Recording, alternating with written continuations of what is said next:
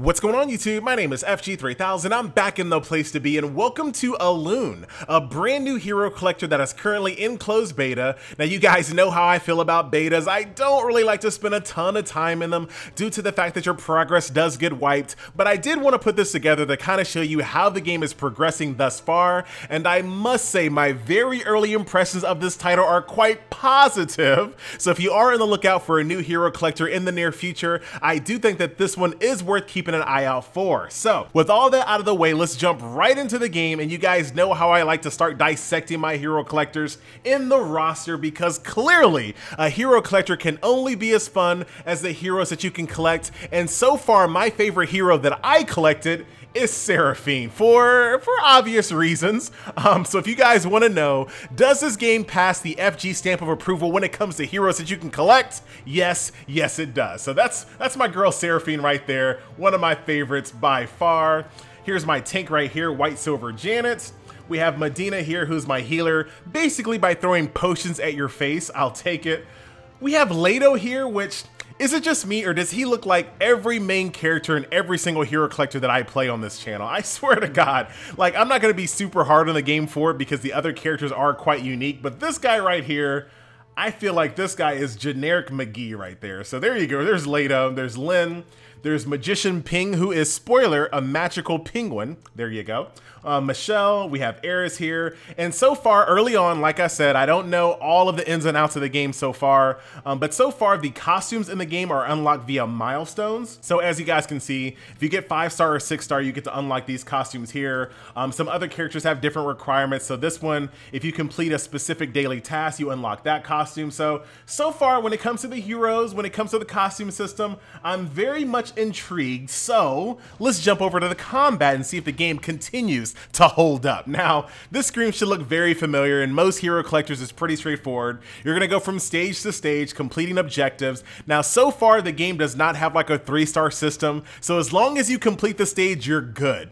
There is normal, and of course, there is hard as well. So if you go over here to the first stage that I've completed, there's a difficulty for hard, and of course, normal. So pretty par for the course for the game here. Let's go to the starship level, over to hard, and I'll show you what combat is like over here on stage 2-1. Now, one really neat thing that this game has is a formation system. Now, we've seen formation systems in other games before, but I do like this one here. So right now, currently my team is in attack formation, but as you can see, there's a defense formation, which is basically 3 front lines and 2 rear line.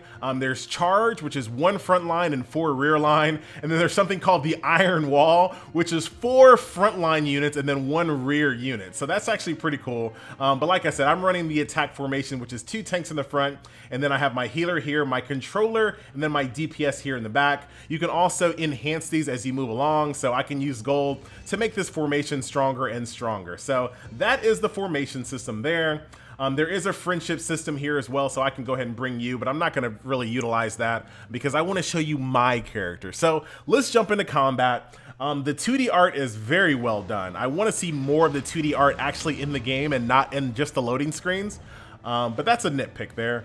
Here we are in combat. I have it on ×2 speed, but I'm gonna slow it down just so we can see the animations. So the way combat works is this. All the characters share this 1 resource bar. So as you can see, I have 5 out of 16 soul units here. And basically each one of these systems, or each one of these abilities, uses a certain amount of soul points. So if I wanna use this attack right here, it'll take 4 of my soul points, and I'll go ahead and make that happen. There you go, do that. And now, as you can see, I'm 1 out of 16, so none of my other units are really gonna be able to do anything besides do basic attacks. But once we go over to the next round, these will replenish, and we'll start getting more of those soul points. Get it, Janet, looking good. Generic McGee. And then one more attack here with my favorite character, Seraphine. And then here we go. Now we have 10 soul points, so now I can start doing some other attacks. I don't need a heal, so I'm just gonna go ahead and just throw bombs here. Straightforward. And I'll show you some other attacks as well. Don't need a heal. Oh, actually, I could have healed my main tank there, but not a big deal. I'll show you this attack right here. Throwing spears and lances right in your face. And I should have enough to do my ultimate attack on Seraphine. Here we go. I'll let you play out the animation here. Prepare yourself.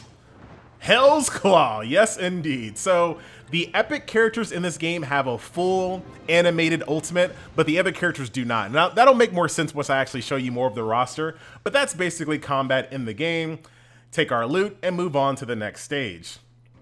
And as you can see, pretty straightforward. You're gonna go from stage to stage, unlocking more and more of the content as you move along. The game also has a quest system as well. So as you kind of go through the game, there are certain characters that are gonna be aligned to certain stages. And as you kind of fulfill their quests and gain affinity towards them, you can unlock rewards and bonuses as you move along. So that's something additional that you're gonna kind of keep an eye on as you kind of go from stage to stage. So that is your basic campaign system right there. Let's move back over here to the main screen, and I'll show you what else this game has to offer.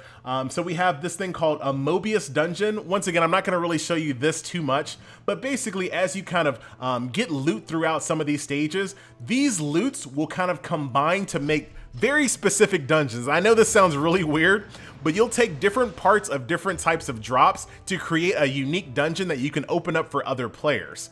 So this is the dungeon that I created. Here's the loot that is gonna drop out of that. And like I said, depending on what type of loot you get from stages, you can create other unique dungeon tile sets that you can kind of, like I said, run yourself or allow your friends to join you in those dungeons to get loot as well. So that's that. There's also boss battles, which we'll actually jump into. We're gonna fight this guy, Proto T3. And hopefully I'm not embarrassed because I just unlocked him in the story content here to unlock as a dungeon or to unlock as a boss that I can fight. As you guys can see, the camera angle changes. We'll let him have his little time to shine with his little intro animation. Of course, of course. Here we go. And we'll actually play this one on auto, and I'll turn it on ×2 speed. Now, believe it or not, the auto is actually pretty good.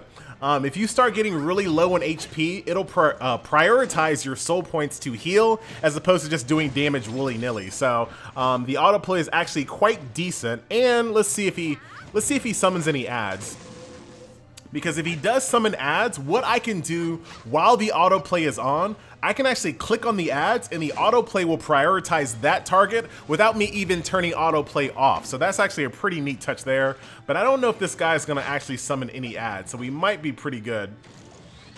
And we'll just kind of go along and I'll show you how this works here. So right now I'm kind of low. So right now, hopefully, we'll start prioritizing using our soul points to heal, and there you go. So the AI is actually pretty decent, surprisingly so. So I actually do appreciate that. Because sometimes the AI is so bad, even though you're strong enough to complete the content, the AI just does some of the worst moves that you just can't complete stages using the autoplay. I like a useful autoplay system, so that is that, and we should be able to clear this guy out pretty easily. We're gonna need a heal there. Once again, Medina is on the case, making sure Generic McGee is nice and healthy. This is actually my other team. This is not my team that I had previously, where I have my 2 tanks up front. This is my 1 tank in the front, 4 back lines. You can actually have presets depending on what type of gameplay that you're in. So you can have a preset for campaign mode, a preset for boss battles, and a preset for like PvP.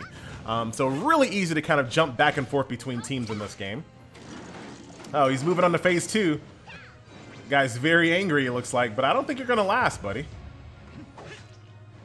This magical ping here basically, oh, hold on, he has 2 turns left. He throws ice cubes at people. That is amazing.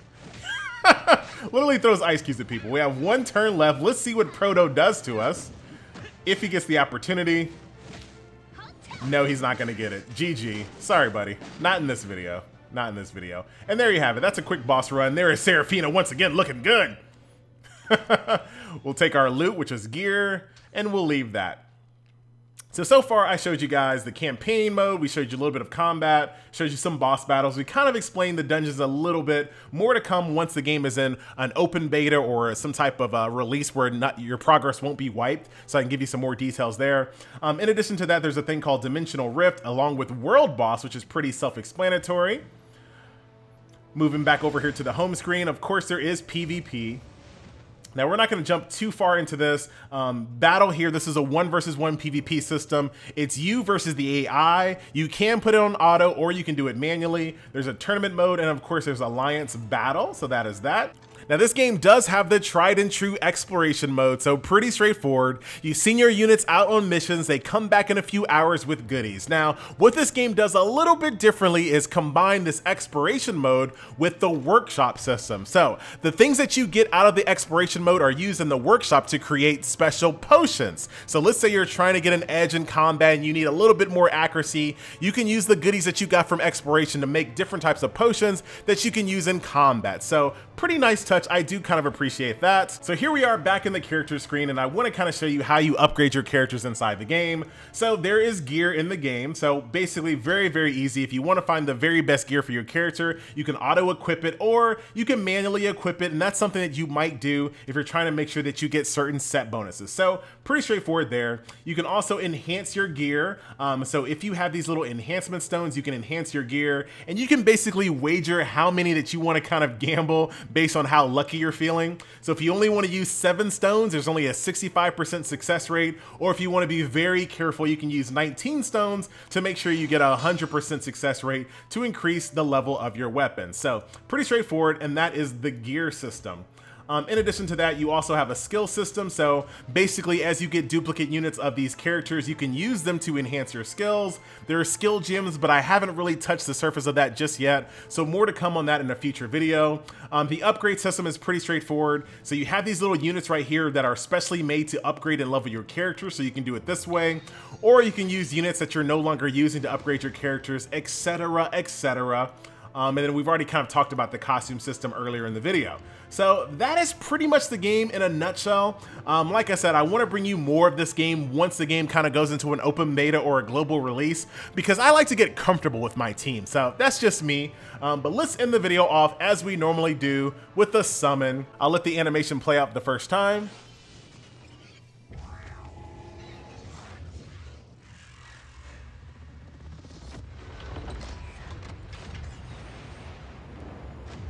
All right, so this is our summon here. I'm just gonna go ahead and open all so you guys can see what we all have here.